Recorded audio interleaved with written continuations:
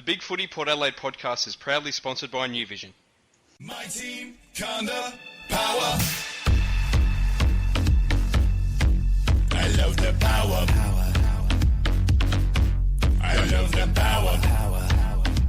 Welcome to the Port Adelaide preview podcast for round 5 versus Carlton. It's going to be played on Friday night at Adelaide Oval.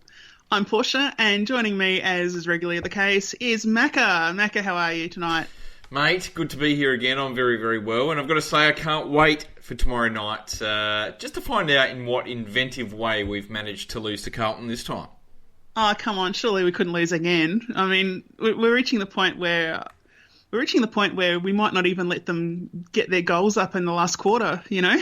I think that the players might have taken these last couple of matches personally. What do you think? Never lose hope, Portia. We can always lose in dramatic fashion. Well, okay, we'll get into that a bit later on. I guess we'll go to the hot topics. One of them, it's a hot topic, which I just don't understand why it is. It's hardly going to be the only case in the world. Is this photograph of a guy wearing a Port Guernsey and wearing a Nazi armband in addition to that.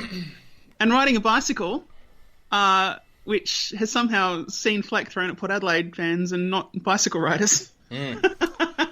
What's that all about? Can you even think of why that might be a media thing this week? Like, what's that all about? Look, clearly all Port Adelaide supporters are Nazis, racists and rapists. Like, it's just as simple as that, really. I mean, there's no other way to describe it. And about time our Nazi heritage came out into the open. Yeah, and bicyclists as well. And really. bike cyclists, yeah. Yeah, there's a big crossover there. That's the worst of the bunch, I think. Well, I mean, from an Adelaide perspective, it probably is the way you hear people complaining about cyclists in Adelaide. Honestly, what a pointless... Like, is there really not that little going on in Australia this week that is a news article?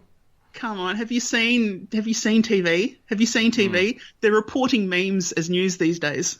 Yeah. So it's not really... It's amazing. It's not really shocking. Good on him. What a dickhead! But hopefully we do better this weekend than the Nazis did in the war. So, sad. All right, well look, we'll move on. Next one I want to bring up, which is the fact that people in the media and other players seem to be talking about how it's unfair that Ty Vickery is being mocked online for being a free agent, getting top dollar to go to Hawthorn, and then not doing anything. That seems like fair game to me. I mean, it's entirely about his football performance, right? Like, if you can't have a bit of fun about a player's football performance, then there's really no room for any comment on football at all. Well, look, Cochin and Matty Richardson are obviously would-be mates with him. Like, they would have played with him. They know him personally, so I think it's obviously fair that they sort of stick up for him a bit. But, you know, he's on, what, $500,000 a year? He's been offered to go to Hawthorn, and he's currently averaging about 8 touches a game or something. So, look, he's struggling at the moment, but you never know. It might prove to be a decent pickup in the future, but he does need to pull his finger out. But, yeah, look, I think it's pretty fair, the criticism of him so far. And, look, he got plenty of criticism at Richmond as well, and, you know, he probably deserves it. Yeah, and I mean, it's not as though he's being targeted on the basis of race or any other group or even his, you know, he's not harassing his partner. They're not talking about his home life or anything else. Like, they're not doing like they did with Dustin Martin's dad and carrying on about that. It's purely about his football ability and more importantly, his football performance this year. Like, it's really confined specifically to the area that fans are supposed to be confined to. And then to complain about that just seems really, I'm not saying it's him leading the complaining, but the fact that players are saying, oh, this is too much. Like, come on, guys. Where were you guys when Impey was getting caricatures drawn of him in the paper on the weekend over the off-season because he had a ding in his car? You know, where were they then? What was... I don't get it. I don't get it either. But that's the media, isn't it? They're a strange beast. I suppose it is. Anyway, I've got one late addition to the hot topics, which is just me being paranoid. I've got Port Adelaide paranoia, which is the Outer Harbour and Grange trains being down for our Friday night match. Now, I want to know, like, is there some big deal going on between the SMA and Port Adelaide this year where if Port Adelaide has poor crowds, it's better for the SMA? Because, like, if you wanted to target Port Adelaide fans at a football game for a Friday night match, you'd close down the Outer Harbour and Grange lines, right? I mean, that'd be exactly what you do. Is this a deliberate scheduling thing? We've already had the footbridge closed, and we already had the march from the mall moved to starting at a random bit of grass next to traffic at the top of North Terrace. What's going on? Are they trying to kill Port Adelaide this year for some reason? It's South They're Australia. trying to kill Port Adelaide every year for some reason. So I know, but it's a just coordinated their new way of attempt. trying to do it. I think next home game they're going to actually lock the gates and no one's going to be able to get in. So. Yeah, I mean, you could say that they might threaten the idea of selling alcohol inside the stadium, but of course the SNFL gets the money from that, so they won't do anything about that, will they? All right. Well, look, we'll get into the podcast proper if you haven't got anything else to add, which I guess we'll start off talking about Carlton's recent form. We've just got one question from the forum, which might be a fair one. Craig Jones has asked, what the hell is up with our emergency selections this week? Archie has a bad week and gets selected as an emergency. What the hell? Yeah. And what did Aiden Johnson do last week? Well, nothing because he didn't play, but... Right. So why is he an emergency again? Don't we need... I mean, this is... I don't think our emergencies really your next best form player ready to come in, or is it more sort of horses for courses and making sure that you've got one of each sort of player type?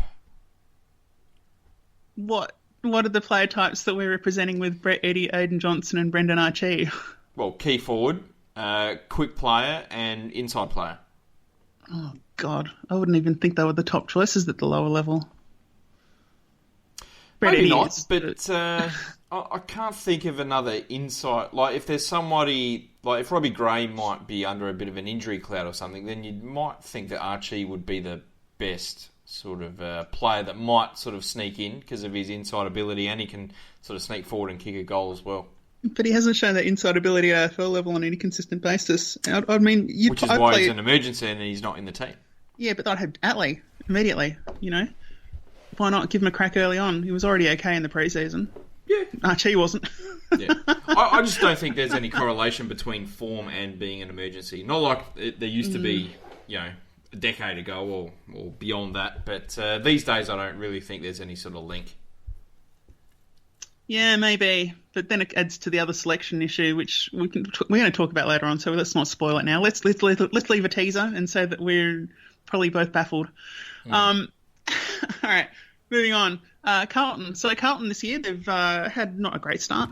They've had one win, and that was against Essendon in absolutely terrible weather, which really, I think, really helped Carlton enormously because they are not clean with the ball.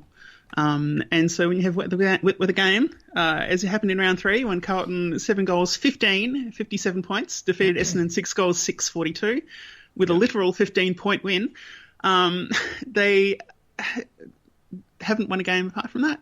I don't know. Did you catch any of that game when it was on, Macca? What were your thoughts about it? I watched parts of the second half, and look, I thought they really dominated the midfield that game. Essendon were really quite poor. They smashed them in those sort of key stats. They were plus 22 in clearances. They were plus 11 in tackles, plus 4 in contested possessions as well. And they really should have won by more. They had a lot more of the play. They kicked 7 goals, 15. It probably suited their style of play because it really took Essendon's skill out of the game, I thought, and turned it into a real sort of dogfight a little bit. And that really suited Carlton. So whether that's going to be a problem tomorrow night, I'm not too sure. But look, they did play quite well in that game and a lot better than what they did the following week.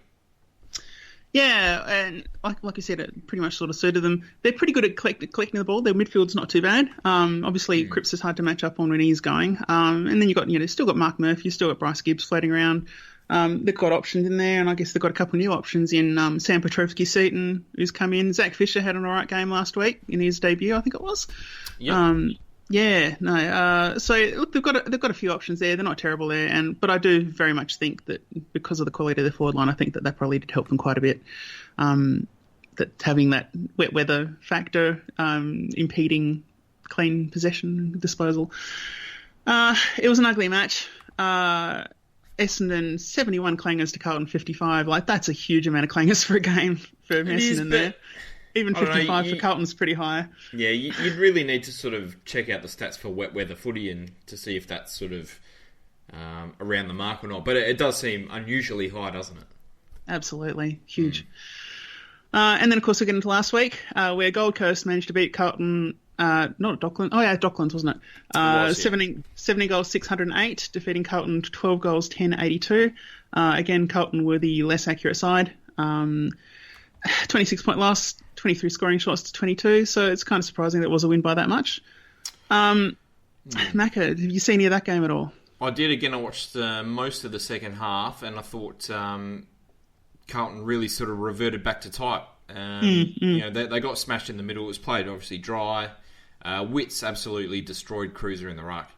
Yeah. And they lost the clearances by 11, the contested possessions by 13 against a pretty meek sort of Gold Coast outfit. So, I would assume that look, there are a bunch of tries at the moment, Carlton. You know, they've got 9 players that have played less than 12 games. It's an exceptionally young outfit. They're going to have good games, and they're going to have some pretty bad ones as well. And hopefully this week they put in a pretty bad performance.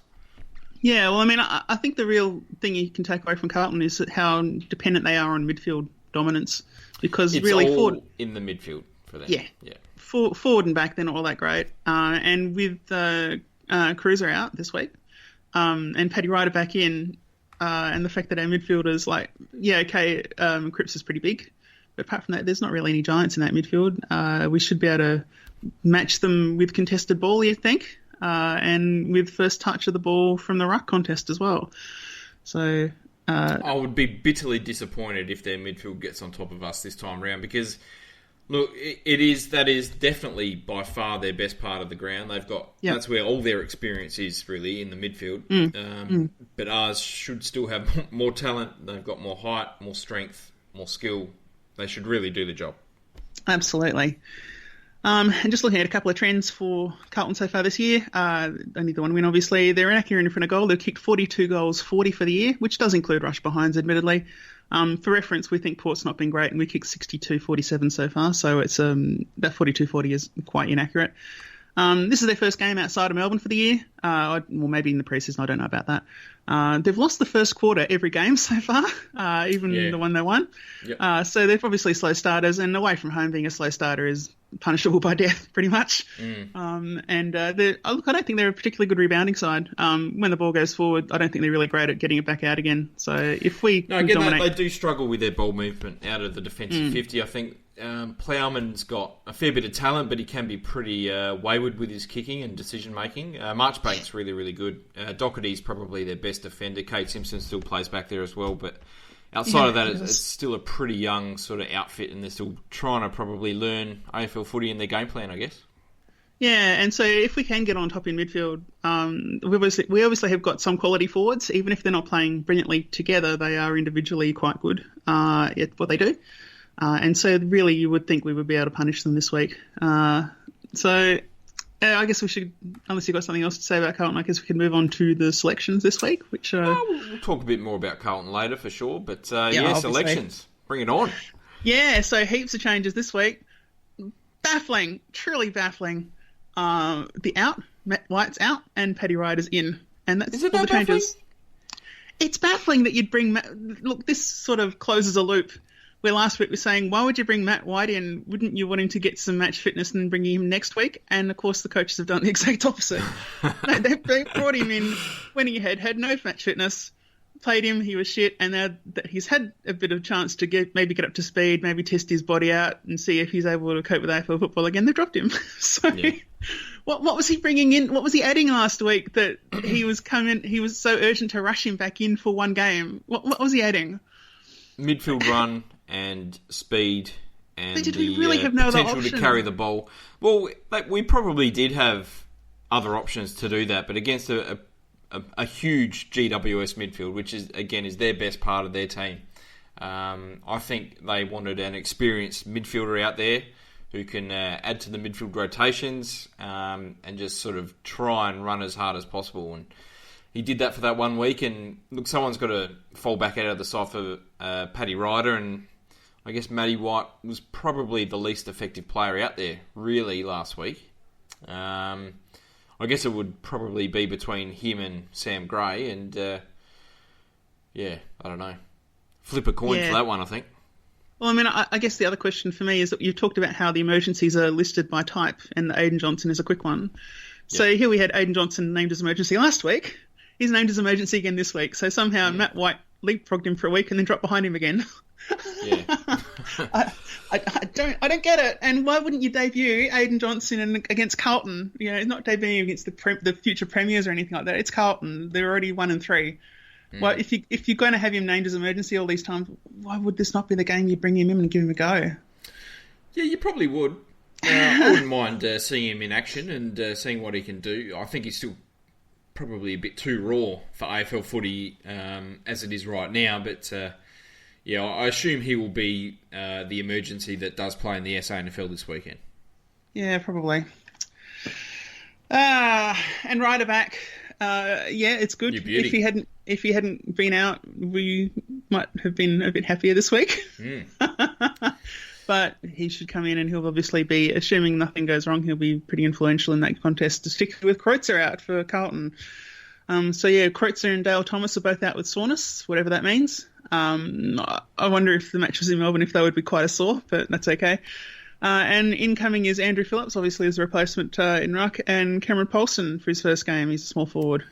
Cam Paulson. He's got a lot of talent, and he had a really good game for the Blues reserves team last week, I think it was. He picked up 27 touches and just sort of ran amok on the wing. So I guess that's where he'll be playing. Look, it's really, we did a lot of work on the draft last year, and it's almost like a bit of a dream because we're going to be seeing about 4 or 5 of those players for Carlton this week, which will be interesting. So I'm quite looking forward to that as well. I'm really looking forward to seeing what Tom Williamson can do down back. Harrison McCready, I reckon, will get the job on Westhoff, so that'll be a pretty interesting matchup as well. And obviously, Petrevski-Seton has the potential to be the best player in this whole draft. So to see him in action live for the first time, I'm pretty excited about that.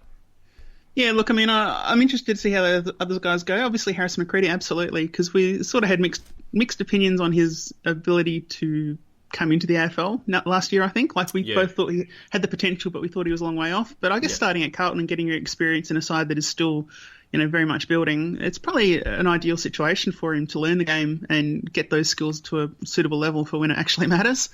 But for me, Zach Fisher is the exciting one. He was drafted I still think he was drafted surprisingly late. I think that he showed enough at WA to say I'm going to be an exciting player that's going to give all I can, and look, he's started doing that already. Good on him. And it's interesting, just recalling from the draft discussion last year, how Mish has an aversion to WA midfielders because they usually don't seem to be as good as they're rated. SPP so far, and if you add Zach Fisher, if he continues his vein of form, you've got to think maybe that needs a reconsidering Mish. It's interesting to see. Interesting. Yeah, look, Petrevski-Seton's probably done an alright job so far. I mean, he played round 1 without even a pre-season, I think, so they clearly rate him quite highly. He hasn't really got a lot of the ball so far. I think he's averaging around about 11 or 12 touches a game, but he's just so smooth with the ball. He's going to be an absolute superstar. Look, Zach Fisher getting his go pretty early on as well. He's probably the lightest player in the AFL. I think he's only about 67 kilos or something, so... but look, he played pretty well last week as well, so good on him. Petrevski-Seton, I think that he's a player that he'll settle into an established midfield a lot better than he will in this current one, which we've already said it's the best part of Carlton on the ground, but he's got to claim a place in it and I suppose claim a role in it as well, so it'll be interesting to see how he goes. Hopefully this isn't the week when he finds his spot. That's it, for sure. All right, now look. I guess we'll look at the round-to-ground matchups to some extent. The first one's really quick. Rucks. Paddy should smash it, really, shouldn't he? You would think so. Look, Phillips is quite tall and he is a bit of a leaper as well, so he might be able to do a pretty decent job negating Paddy's leap and his reach. Around the ground, I would hope that Ryder's got him. But Phillips isn't a too bad ruck. I do like Andrew Phillips. Yeah, well, I mean, let's be honest. The only game Carlton's won this year is one where they kicked 7 goals, so centre bounce probably isn't going to be a big factor. Yeah. And it is going to be mostly about the round-to-ground rucking, so I don't think we'll lose much there. I do have to say that I am pretty happy that Cruz is not playing because he usually does play pretty well against Port Adelaide. Well, yeah, I mean, he's just got everything you need in AFL ruckman. You know, he's got the genuine height. He can leap a bit. He's not superb, but he's pretty good. He can do enough to fend off. Yeah. He's got good ball sense. He's pretty decent around the ground when he has to get involved in play, unlike certain other players who are in the SNFL. Yeah, he's got a bit of everything. So yeah. I agree. It's really good that he's out for us. Not good for him, obviously, but that's okay. That's fine by us. Yeah, now midfield, really Patrick Cripps for me is still the main one to watch just because he's got that size and that contested ability and he's in a pretty decent vein of form this year. What are your thoughts on Patrick Cripps? Do you think he is the main midfielder we need to watch out for or have you got someone else in mind? Look, there's probably a couple, to be honest. There's really two. Look, Cripps, he's played 2 games against Port Adelaide and he's picked up the 3 Brownlow votes both times. So it's fair to say he loves playing against Port. He's averaged 30 touches, 10 tackles and 8 clearances a game against us. So he's one that we really need to stop. And we've had trouble with tall mids for quite a few years now, as we've spoken about a number of times. And so he's one that we really need to sort of stop getting the ball out to their runners. He probably he's been a little bit slow to start this season compared to last year. So hopefully we can sort of keep that trend going and he doesn't sort of come out with a breakout sort of 35-touch game this week to kick his season into gear. The other one that really we absolutely have to look at is Mark Murphy because he's turned back the clock a fair bit this year and he's just about in career best form to start the season. He's averaging 31 touches and 7 tackles a game. Yeah, so he's been their clear best player so far this year, and traditionally he plays exceptionally well against Port Adelaide. He's picked up 16 Brownlow votes against us. The next best is 10. So we're far and away his favourite opponent as well. Great. I just kind of wonder if part of the Cripps form is that people targeting him. You know, that's what you do, isn't it? If you're going up against Carlton, you target Cripps. If you're going up against the Western Bulldogs, you target Bontempelli as much as you can, pretty much. I would have thought. I think that Gibbs and Murphy, Gibbs is still doing okay. He's still decent. Gibbs is another pain in the arse because he's picked up big numbers against us in recent years as well. He picked up, I think, 30 touches and a goal last year and was just about either best on ground or second best on ground through that sort of period where they were coming back against us and winning the game. Again, he's really started the season in pretty good form and he's getting a lot of the footy. So you know that when he gets a lot on the outside, they're going to go pretty well because he does have very good ball use. Do you think the danger then is that we become too Cripps-centric? Well, I hope we don't. As I said, I hope we put a lot of time into Murphy, probably first and foremost, because he's got that sort of inside-outside ability. And then maybe we have someone like Wines go head-to-head against Cripps. Yeah, that makes sense. Because you know that Wines is in ripping form so far this season as well.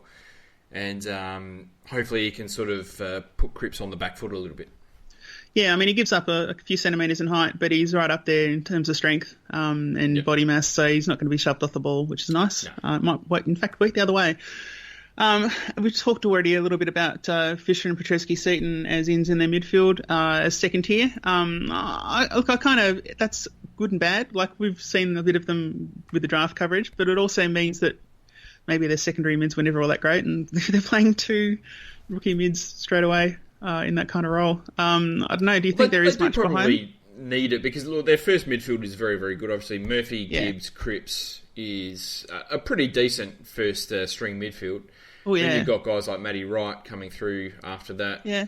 And then it really sort of slows down. I mean, Sam Kerridge is probably one that has been a bit of a surprise. He's only played the one game, didn't really get a touch, and has been left out since then. He had a really good year last year. So he's probably one that they might be a little bit disappointed in. I'm not sure what happened in the pre-season there, but I would have thought that he would have been someone that would have kicked on as a second tier, pushing into that sort of first tier midfield option. Yeah, look, that's a fair call.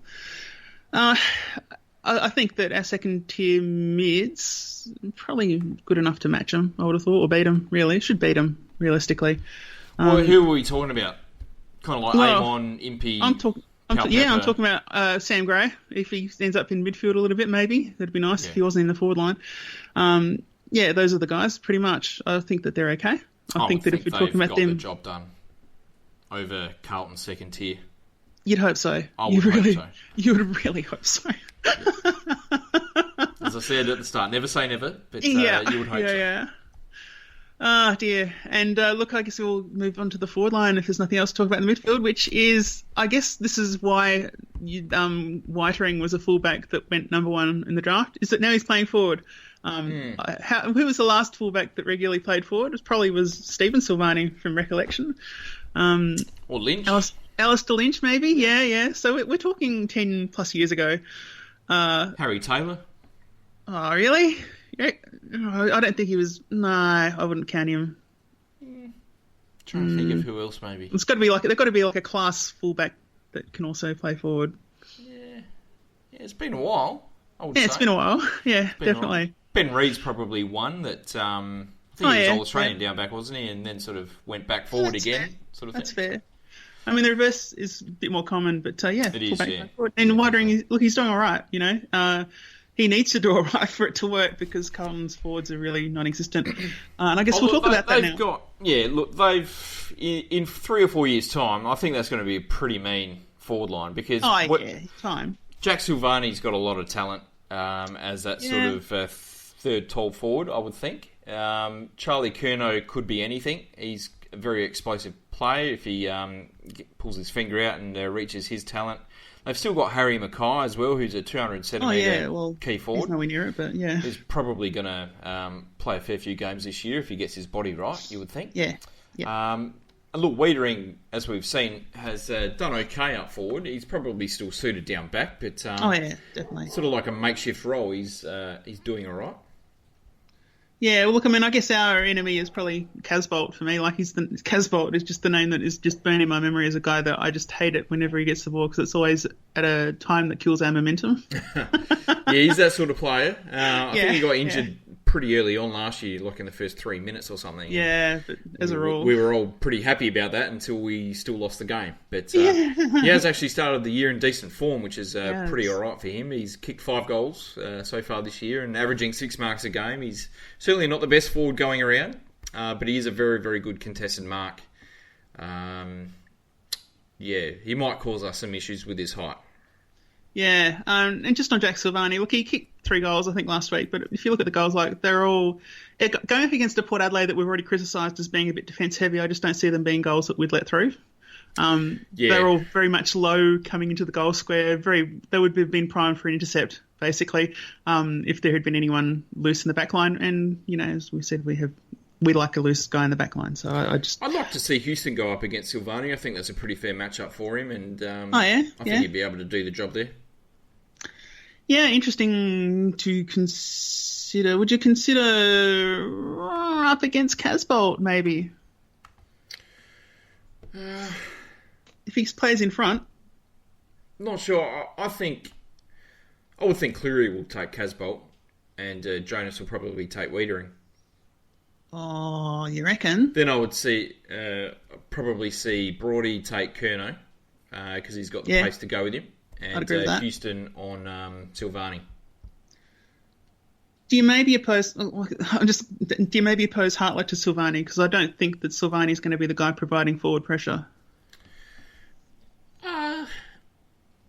Possibly, but I think that would play to their advantage a bit more because Jack Silvani is going to be playing pretty deep, and that might pull Hartlett out of the play a little bit more. I think, look, honestly, if the game goes like I'm expecting it to, I think that Hartlett will not be in the play as much because I just don't see the ball getting down that end all that much. And if it does, he'll probably be in space anyway. So, I'd be keen to see Hartlett play completely loose without an opponent this week because he'll pick up 35 touches and dominate. Yeah, that's fair. I would think. Let's do that. Let's just call the selection panel now and tell them to do that. I agree. So. That's good. Yeah. Good call. Lock it in. Yeah, but on the whole, I think that unlike last week, it's a hugely different scenario. We've definitely got the height to match the defenders, to match the forwards that we're going up against this week. So there's no obvious... If our team defence fails, there are no really obvious one-on-one contests that we'll consistently lose. So that's nice. That's nice for us compared to last week. The defence for Carlton, well, I don't know. What do you think about it, Macca? Do you think they can match us? I'm not convinced they can at all. No, I don't think so. I would assume Sam Rowe will go to Dixon. Rowe's a decent sort of defender. Marchbank will probably get the job on Trengove, you would think. And I've already said that I think McCready might get the job on Westhoff, to sort of teach him a thing or two and show him that sort of player that can sort of roam the ground a fair bit and all that sort of stuff. The same sort of player he is, yeah. Pretty much exactly the same sort of player. I don't think they've got the small defenders that can go with our small forwards, though. Because I'm really expecting big games from Robbie, Chad and Youngie this week, to be honest. I really hope they kick 10, 12 goals between them. Yeah, look, I mean, if we're getting, if we're even breaking even in midfield and can afford to play Robbie Gray out forward, then we should win the game, realistically. If we can break even with Robbie Gray out forward, then we're fine. I don't see how we could possibly lose that, particularly with the other options we've got available there, Chad Wingard is a guy that he's not had the greatest year, but against this defence, I'd expect him to kick at least 3, quite frankly. Yeah, it'll be interesting to see who they put on him. Maybe they'll put someone like Ed Curnow on him. Yeah, maybe. Possible. I would expect someone like Simon White to go to Robbie. And Youngie, I'm not sure they've got a real sort of prime match up there. Maybe Lockie Plowman, I'm not too sure. But they might also try Plowman on Wingard, just to try, because he can play that sort of third man up role pretty well, Plowman. So they might try and sort of see if they can beat Wingard in that fashion instead. No, that's pretty fair. Yeah, all right. Well, look, just get on to the game in general. First question, Coach, should we be concerned about Brendan Bolton? I don't think this is going to be one in the coach's box this week. The only way that we lose this is if we mentally stuff it up again. I think it can be lost in the coach's box, but yeah, I generally agree. We've already, if you listen to the media at all from Bolton, he's already making excuses. The one you already mentioned earlier, I think about 9 players have played less than 12 games, 8 players under 21. Yep. There's 3 or 4 or 5 draftees from last year in the side. The excuses are all out, and honestly, I don't think he's I don't think there's pressure on him to win. They had a nice start from nowhere last year. And he's building a side. He knows he's building a side. So if they get a win away, that's great. And if they don't, then his head's not on the block, and none of the players are either. So maybe that kind of kills their motivation a little bit as well. Who knows? Possible. Yeah. And then do the other side have the psychological advantage? I would hope Port do, because we're in pretty decent form, and we've got a very experienced lineup out there compared to their lineup of kids. So I would really hope we've got a fair bit of confidence and psychological advantage going there. Yeah, for me, I think that obviously it's a home. Obviously it's Carlton's first game, started Melbourne. Obviously, blah blah blah. They won 3. Yada yada. But more than anything, like last year, in every mediocre Port Adelaide season, there's a game when the fans just have had it. And I think that the Port Carlton game last year was absolutely that point. They're already a bit pissed, and then we lost to Carlton. It's everyone's really pissed off now. And I think the players tune into that, clearly. And I think this might be one of those games where we have a psychological advantage to not just win, but to try and smash the shit out of them. Yeah. Yeah, I think that if we get the foot down on the pedal, I don't think we're going to be lifting it off. I think we're going to be going for points, and try and maintain our excellent percentage, which, if we have a couple of middling rounds where we lose games, that percentage might be extremely influential in maybe making us squeeze into the top 4, perhaps. Who knows? Yeah.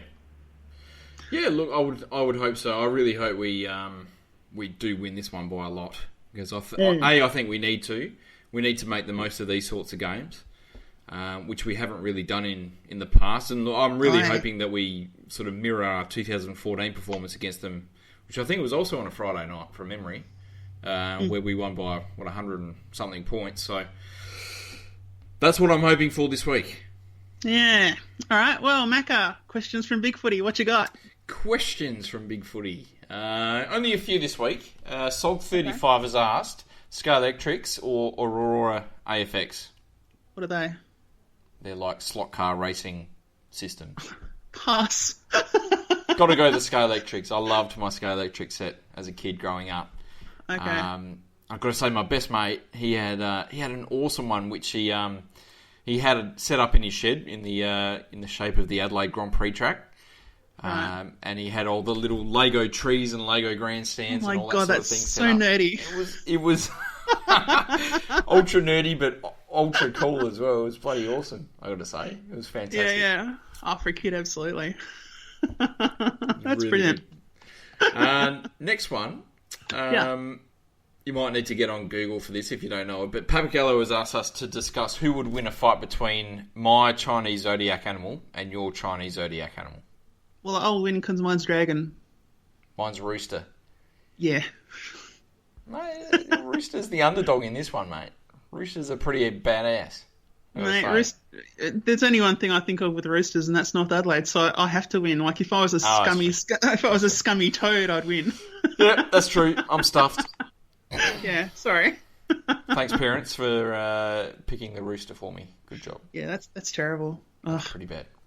Mm.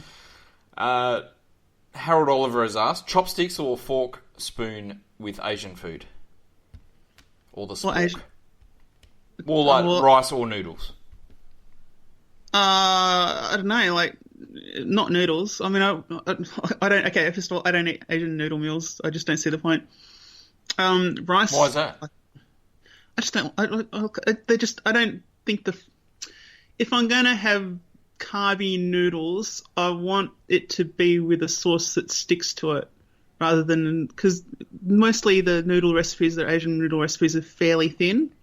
Yep. So you're just mainly eating just carbs with a bit of spice on them. Whereas if you have if you're having a spaghetti of some kind and they've got a nice thick tomato sauce or something, like, yeah, okay, that's good. You get a bit more flavour with it at least. If I'm having Asian food, I'll usually go with a more meaty dish as a rule, or more veggie dish, but less noodly. Fair enough. I'm a huge fan of kway chow and pad thai. Okay. Not so much pad thai, but it's not too bad as well. But yeah, definitely chopsticks for me. Got to go the chopsticks. Honestly, this is one of the... I've got a third position, which is that I'm not going to give you shit whichever one you choose, which I think more people should adopt. Yeah.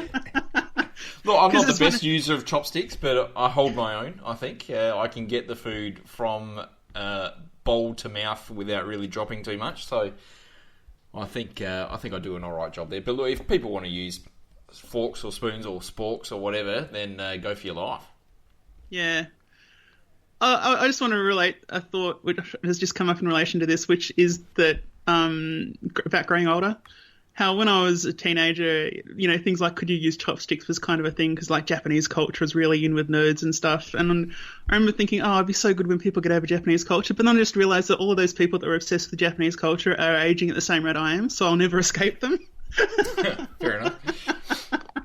But no, I just think that's a real thing that people have. Like, oh, I can use chopsticks. Like, okay, you can, cool. Oh, I use a fork. Like, okay, that's fine. That's cool. Yeah, all good. It. Yeah, can you? Oh, good for you. Yeah. I don't drive a manual car, but I've never given any shit for that. Yeah, that's true. Yeah, that's fair. Christoph has asked the coriander and why. Honestly, I know it's a controversial herb and I don't understand it. And I think the reason I don't understand it is because I like it. So. Is it controversial? Coriander is the bacon of the herb world. Everything tastes better with coriander in it. It is awesome. I honestly have never considered coriander as a thing. It's just in things I like to eat.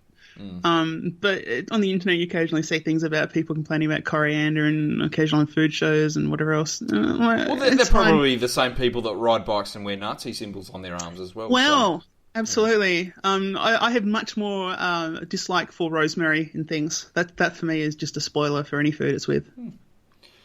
I don't see why anyone would hate coriander. It's so fresh, tasty, got a little bit of spice to it. It's a beautiful herb. It is wonderful. Every food you have coriander with I like, so yeah. And even if it doesn't come with it, I usually put some on anyway. So there you go. And we got a question from the from the Spreaker chat, which is a really good question actually from Craig Jones, which is what are our thoughts on guys that are 18 or over playing in the state under 18 squads? I've heard news that one of last year's SA under 18s players has been asked to play under 18s again this year as an overage player. I was of mixed feeling about it until I reviewed the Vic Metro and Vic Country squads this year. And when you look at the guys that are overage, they're getting a crack. Honestly, if you took them out, the rucks this year for Victoria would be shithouse. So it's kind of better from a talent identification perspective if you have teams that have some balance, so that if you've got the team that doesn't have any underage ruckmen that are worth a damn this year, that you can still get an idea of how good their midfielders are. So like Brock McGregor's a guy that's getting another go as an overage player this year, I think. Yeah. And that's great. Last year he probably wasn't draftable, but maybe this year he is. And ruckman, when it's ruckman doing it, I have no issue with it at all, because we know they're slow developers as a rule as well. And it usually is taller players, or absolutely players that might have had a long-term injury the year before that are getting a go. It's not sort of guys that sort of sadly missed out or something, and they're just back just because. And I think every state or every squad is allowed 2, I think, overage players. So it doesn't really bother me that much. And the part of the question, the guys that are 18 or over, most of the squad is actually 18, I would think. Yeah. Or at least half of it would be 18 by now, I would think. I think that, what's the cutoff? It's New Year's Day, isn't it? New Year's Eve. End of the year. Yeah, that's right. So you've got all the early birthers that, there's always a huge trend towards that.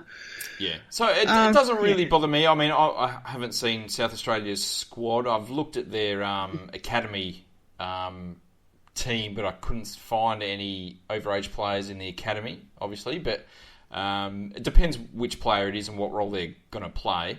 And usually, from what I can remember, the overage players haven't really had much game time during the championships either. Yeah, and look, I mean, I think that for the most part, teams are using them right when they are having a go. Like, as I said, that basically they're using taller players where there maybe is a lack in some areas. That's good. Okay, Craig Jones has said it's Jordan Sweet. What about Jordan Sweet? Oh, he's the player that's been asked to come back this year. Oh, okay. Yeah, no, that's fine. Absolutely, he was pretty raw last year, so yeah, absolutely. I see no issue with that when it's a ruckman, and particularly because that makes all of the midfielders much easier to identify as whether they're up to it or not. If you've got a competitive ruck situation, look at us last week. Like you don't want to, I guess it's hard to be an under 18 squad coach in that regard, because you want to try and. I guess you're trying to win the game, but you're also trying to show off your players in the best light possible to get them drafted as well. And if you've got, just by chance, this year's ruck group are terrible, and you're going to put basically your entire team at disadvantage because of it, I don't mind if you're chucking in an overage player in that situation. Yeah. And look, I mean, this is the good thing about the AFL is that, like, I don't reckon any of these state coaches are getting... For them, it's a pathway to maybe coaching an AFL club, and I don't think any of the AFL club coaches pick coaches on the basis of did their team win the championships. I don't think that any of the clubs would look at doing that at all. It's about how well they can develop players. And that's because that's what starting coaches do. They have to be development coaches. So I think that helps put the right perspective on the state championships as well. Good stuff. That's all my questions. And all of those tall overage players will probably get drafted next year. So it's good to see Brock McGregor having another go. Look, there was another player that I really liked, Judah Dundon, who's been asked back to Western Jets and is playing some really, really good footy at the moment as well. So stoked for him too. Absolutely. I agree. Yes. That's all I got. That's it. Oh, okay. That's the questions. Oh my God. That's the questions. Wow. That was less than I expected. Yeah. All right. Well, look, we'll get into the final details. Who's your winning side and margin, Macca? We've made a really terrible case for Carlton. Are you going to tip them? Oh, look, Carlton by 6 points, I think. I think they're no. Look, honestly, we should be dominating this team. If we can't beat this team by a lot, there's problems. I'm going to say Port by 53 points. Highest goal kicker will be Charlie Dixon with 6. Wow. Okay. Big call. Yeah. I kind of think if Charlie, Portia. I think if Charlie Dixon kicks 4, they'll put Whitering back on him. So I reckon that would be his capacity. I'm I going would to still say. expect Dixon to beat a skinny second-year player. What do you I mean? would hope. Why? What? Why? Because Dixon's a hell of a lot stronger than what Wiedering is. So Oh, I think yeah, okay. I would still expect him to be able to sort of outplay him. Yeah, I guess maybe we'll see. My winning side and margin. Look, I'm gonna go all in. Port Adelaide by 100 points. Highest goal kicker for Port's going to be Robbie Gray with 5. No, it's going to be Robbie Gray and Chad Wingard with 5 each. That'd be great. I would love a small forward beatdown. To be honest, that'd be awesome. Absolutely, I think it'd be really good. Fear factor. Which Port player should Carlton be the most concerned about? Oh, it's got to be Wingard this week, I think. As I said, I don't think they've really got a natural matchup for him. No, as I said, they might try someone like Plowman on him. Maybe I really don't know who they're going to play on him, to be honest, because they can't really sort of go the route of Doherty or Simpson, who sort of play a bit loose, because Wingard will carve them up as well. So I can only think they'll try and put someone like Plowman, maybe Marchbank on him, just to try and beat him in the air and hope they can stop his influence that way. Yeah, look, I mean, I kind of agree, because I think that Chad Wingard, like we've seen it, he's getting frustrated. He's contributing still a bit, but he's getting frustrated with his inability to, I suppose, dominate in the way he has in the past sometimes. So I guess if he does get a bit of space this week, then I think he'll be absolutely punishing. And I guess for mine, the fear factor, look, I think they player they should be really concerned about. It's got to be Robbie Gray. Really, I mean, they might have theoretical matchups for him, but if we can play him forward and still have winning midfield like this, I don't think they've got anything they can do to realistically stop him. Yeah. Yeah, that's so. fair. Yeah. And which Carlton player should Port be most concerned about? Clearly Mark Murphy for me. I think just his history with Port Adelaide all through his career has been wonderful.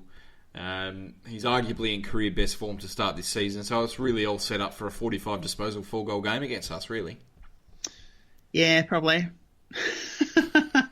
I'm not going to... I'd like to disagree with you. Another 3 Brownlow votes or something. I should probably agree with you, but I'm going to just say, because he is a player that uniquely irritates me, Levi Casbolt. Because if he... because he is that momentum killer for us, in my view, and that will hurt us as much as anything else. So I'm going to name him. A quiet achiever, who is going to put in the game of high standard that may not wow the crowds for Port Adelaide? For Port Adelaide? For Port Adelaide. That's a good question. I will say Dan Houston, who will keep Jack Silvani goalless. Yeah, that's but fair. Again, not many people will notice. And I'm also going to say Harrison McCready is going to be that sort of quiet achiever as well. Because I reckon only about 0.5% of the crowd will actually know who he is. And he's going to keep West off to about 7 or 8 touches, I reckon. Oh, dear. Well, I mean, Fisher did feature in a couple of highlights for Carlton, so I reckon a few of them might know who he is. But, yeah, no, that's fair call. I'm going to say Darcy Byrne-Jones. I reckon he's probably been a bit down on his form last year. But I think this is the game where he can really come down and shut down a guy like, hopefully, Casbolt. That'd be nice. I don't know. Maybe he's a bit too much of a marking type for him. What do you think? Yeah, I think that's fair. Okay. It'd be interesting to see how that would play out. Yeah. And are there any games you're looking forward to this week, Macca? Well, the other big question from this week, the 2 teammates from last year, who's going to win out of SPS and SPP? Well, look, I mean, I saw a thing a couple of weeks ago from SPP saying that he reckons Sam Petrovsky-Seaton's going to win the Rising Star, so it'll be interesting. I don't think they'll play against each other, and I'd say that with Ryder back and the fact that SPP's form line seemed to coincide with Ryder playing, I'd have to say SPP is going to win that one, for sure. I reckon they will line up against each other for a fair bit. No way. They're very different types of player.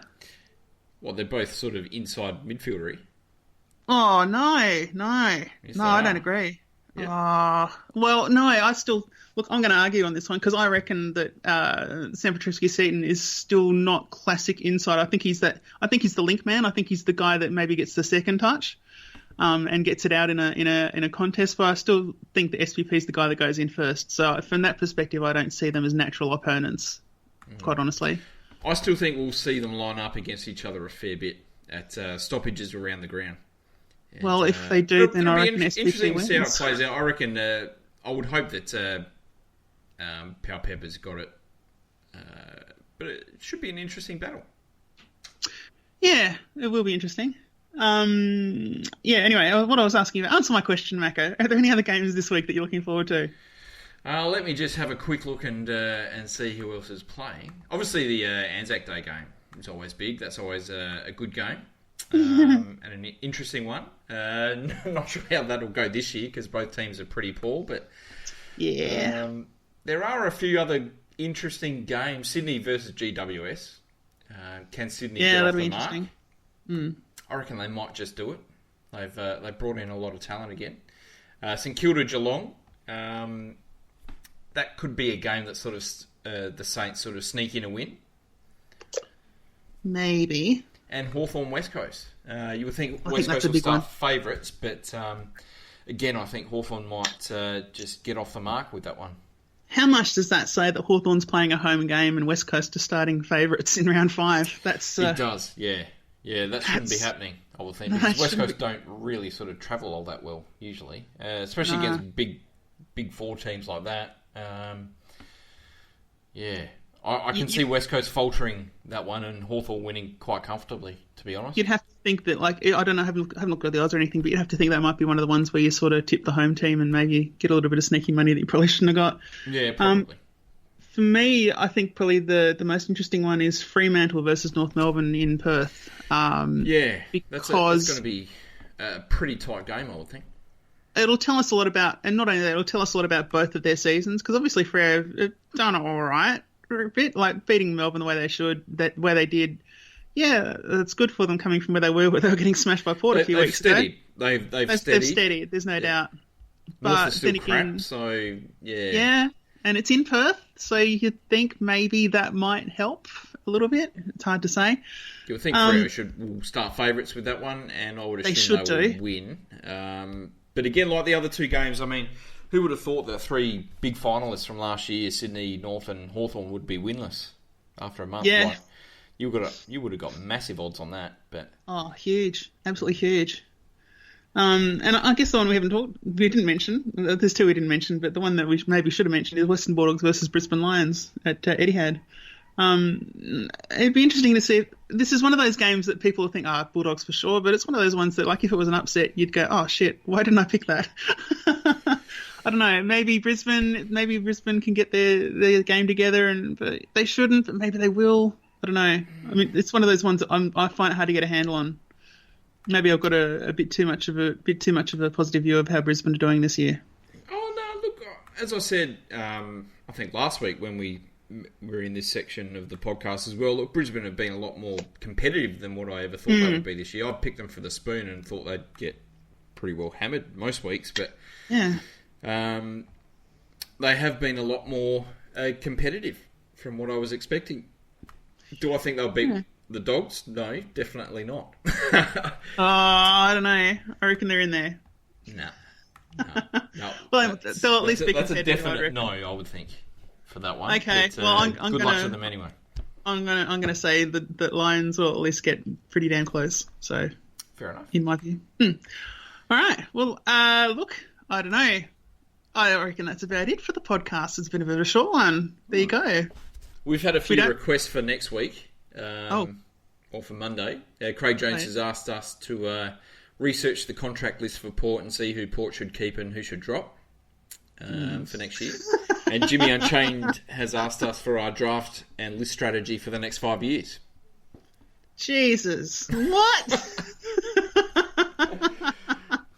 I can't believe our listeners are giving us homework now. What's that all about? Come That's on, guys. terrible. Jesus. Why can't you give us more food questions like basil versus oregano or something like that? Absolutely. Jesus. Oh, that's terrible. But we might do something at the end of the year in terms of draft and list strategy for the next few years, because that's we'll always probably be doing that anyway. An interesting chat.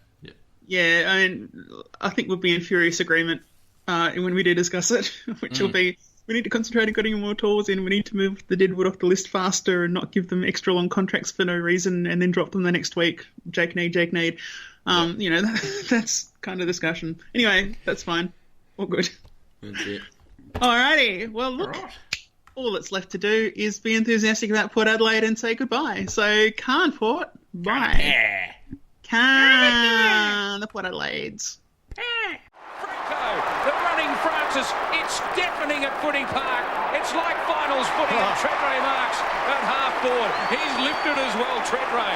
5 marks for him this afternoon. To the goal square. Chad Corns is the man of the moment. Can't do it this time. Stewie Jew, right